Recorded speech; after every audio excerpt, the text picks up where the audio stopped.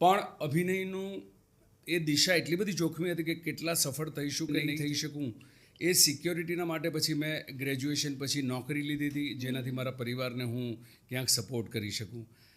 LICમાં development officer હતો અને સાથે સાથે મારી નાટ્ય પ્રવૃત્તિઓ ચાલતી હતી, એક્ટર બનવા તરફની દિશા ચાલતી હતી. અને ધીમે ધીમે માર્ક ખુલતા ગયા અને 2000ની સાલમાં જ્યારે હું 1996-97માં મારી સિનેમાની જર્ની શરૂ થઈ, એની પહેલાં નાટકોની જર્ની શરૂ થઈ અને સિનેમામાં એક વખત મારા પગ જામી ગયા. દેશરે જોયા પછીની લગભગ 10-11 ફિલ્મો થઈ. અત્યારે મેં નક્કી કર્યું કે હવે મારે નોકરીની કાંખ ઘોડીની જરૂર નથી. હવે તો આ જિંદગીની અંદર જે પણ ઘરમાં રોટલો આવશે કે જે પણ કોળીઓ આવશે કે જે પણ અન્ન આવશે માત્ર આ પ્રોફેશનના દ્વારા જ આવશે. અને પછી ત્યાર પછી 40 વર્ષથી મસ્ત જિંદગી ચાલી રહી છે. આ છેલ્લા એક્ટર તરીકેની સિનેમાની આ સફર મારી 29 વર્ષ થયા.